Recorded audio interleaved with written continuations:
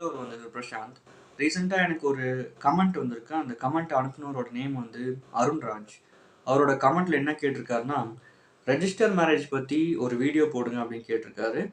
So இந்த வீடியோல நான் ரெஜிஸ்டர் மேரேஜ் பண்றதுக்கு என்னென்ன ப்ரொசீஜர்ஸ் இருக்கு, என்னென்ன ரூல்ஸ் அண்ட் கண்டிஷன்ஸ் இருக்கு அப்படின்ற பத்தி தான் நான் எக்ஸ்பிளைன் பண்ண போறேன்.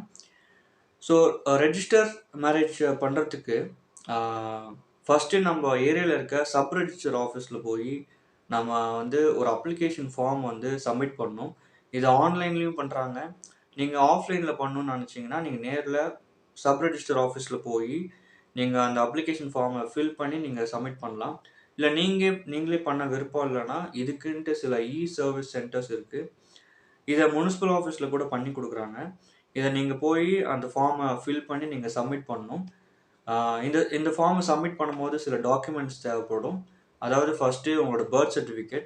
நீங்கள் மேஜராக இருக்கீங்களா? இப்போ கேர்ள்ஸு கூட மேரேஜ் ஏஜ் இன்க்ரீஸ் பண்ணிட்டாங்க. 21 தான், 18 இல்லை அப்படின்னு. ஃபஸ்ட்டு உங்களோட பர்த் சர்டிஃபிகேட். ரெண்டாவது வந்து உங்களோட ரெசிடென்ஸ் ப்ரூஃப். நீங்கள் உங்களோட ரேஷன் கார்டு இல்லைனா ஓட்டர் ஐடி, லைசன்ஸ் எல்லாம் சப்மிட் பண்ணலாம்.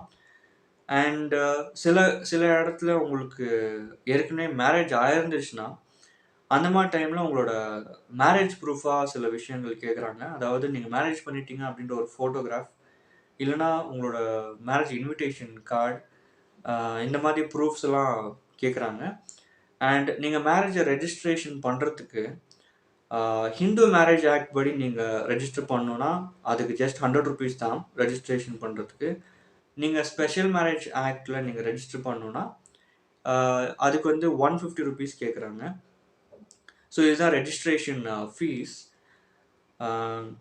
ஹிந்து மேரேஜ் ஆக்ட் படி நீங்கள் மேரேஜ் ரெஜிஸ்ட்ரேஷன் பண்ணணுன்னா நீங்கள் வந்து ஹிந்துவாக இருக்கலாம், புத்திசம், சீக்கிசம் இந்த மாதிரி ரிலிஜனில் தான் இருக்கணும். ஸ்பெஷல் மேரேஜ் ஆக்டில் நீங்கள் ரெஜிஸ்டர் பண்ணணுன்னா நீங்கள் இன்டர் ரிலிஜனாக இருக்கலாம், இன்டர் காஸ்ட்டாக இருக்கலாம். இந்த மாதிரி இருக்கவங்க நீங்கள் ஸ்பெஷல் மேரேஜ் ஆக்டில் நீங்கள் வந்து ரெஜிஸ்டர் பண்ணிக்கலாம்.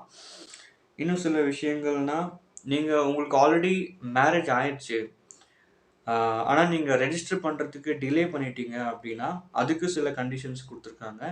உங்களுக்கு கல்யாணம் ஆயிடுச்சுன்னா விதின் 90 daysக்குள்ளே நீங்கள் சப் ரெஜிஸ்டர் ஆஃபீஸில் போய் இந்த மாதிரி உங்களுக்கு மேரேஜ் ஆயிடுச்சு அப்படின்னு சொல்லி ரிக்வெஸ்ட் பண்ணி அவங்க வந்து அதை அப்ரூவ் பண்ணணும்.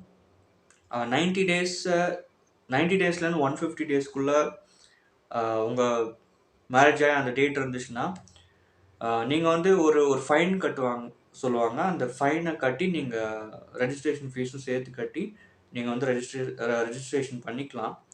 150 daysம் தாண்டி உங்களோட மேரேஜ் டே வந்து ஆயிடுச்சுன்னா தமிழ்நாடு மேரேஜ் ஆக்ட் படி உங்களால் ரெஜிஸ்ட்ரேஷன் பண்ண முடியாது. இதை வந்து ஸ்பெஷல் மேரேஜ் ஆக்ட் ஒரு ஹிந்து மேரேஜ் ஆக்ட் படி உங்களோட மேரேஜை நீங்கள் ரெஜிஸ்டர் பண்ணிக்கலாம். So these are some of the basic conditions. இன்னும் சில இடத்துல ரெஜிஸ்டர்ஸ்லாம் ரெஜிஸ்டர் மேரேஜ் பண்ணணுன்னு போனால் பேரண்ட்ஸை கூட்டுவாங்க அப்படின்ட்டு கேட்பாங்க. பட் ஆனால் ஆஸ் பர் லா வந்து ஹஸ்பண்ட் அண்ட் ஒய்ஃப் வந்து மேஜராக இருந்தால் அவங்க பேரண்ட்ஸை கூட்டு வர வேண்டிய அவசியம் இல்லை. So these are some of the conditions. உங்களோட மேரேஜ் சர்டிஃபிகேட் எப்போ கிடைக்கும்னா நீங்கள் ரெஜிஸ்ட்ரேஷனுக்கு ரிக்வெஸ்ட் பண்ணதுக்கப்புறம் விதின் 2 or 3 monthsக்குள்ளே உங்களோட மேரேஜ் சர்டிஃபிகேட் நீங்கள் வாங்கிக்கலாம். அண்ட் நீங்கள் மேரேஜ் பண்ணுற டைமில் ரெஜிஸ்டர் ஆஃபீஸில் போய் நீங்கள் மேரேஜ் பண்ணணுன்னா உங்களுக்கு சப்போர்ட்டாக பொண்ணுக்கு 2 விட்னஸ், பையனுக்கு 2 விட்னஸ் இருக்கணும். பொண்ணுக்கு 2 விட்னஸ், ஹஸ்பண்ட் அண்ட் ஒய்ஃப், பையனுக்கு 2 witness and marriage register officer sign பண்ணால் மட்டும்தான் அந்த சர்டிஃபிகேட் வேலிட் ஆகும். So these are some of the conditions to get married in the register office. ஸோ இந்த இன்ஃபர்மேஷன் உங்களுக்கு யூஸ்ஃபுல்லாக இருக்கும்னு நினைக்கிறேன். இந்த இன்ஃபர்மேஷன் நிறைய பேருக்கு போய் சேரணும் அப்படின்னு நினச்சிங்கன்னா you can like and you can share this video to your friends and whoever wants this information. I'm done.